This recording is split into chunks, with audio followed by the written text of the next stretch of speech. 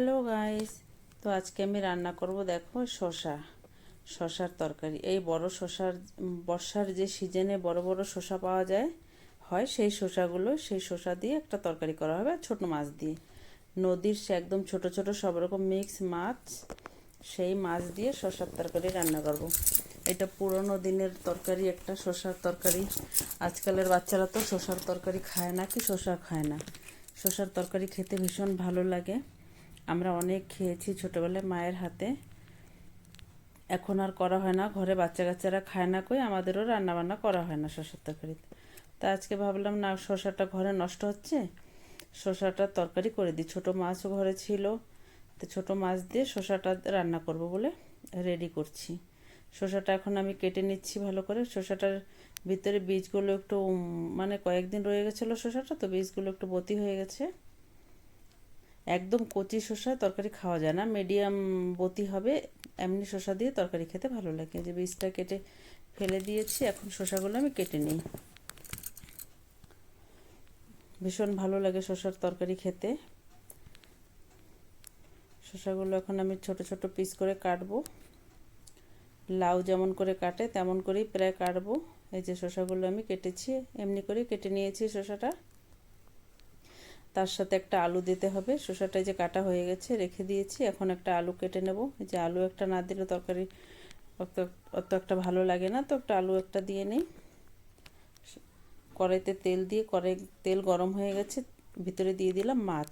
ছোট ছোট মাছ, অনেক প্রকারের মাছ, মিক্স মাছ এর ভিতরে রয়েছে। নদীর মাছ, বর্ষার দিনে পাওয়া যায় মাছগুলো। মাছটা ভালো করে ভেজে নিতে হবে, মাছটা পুরো করকরে করে ভাজতে হবে। অল্প ভাজলে সবজির ভিতরে কাঁটা বেড়ে মিশে যাবে। পুরো অনেক সুন্দর করে মাছটা ভেজে নিয়েছি। মাছটা ভাজা হয়ে গেছে, মাছগুলো সব নামিয়ে রেখে এখন তরকারিটা বসাবো। ওই কড়াইতেই দিয়ে দিলাম জিরে ফোড়নে।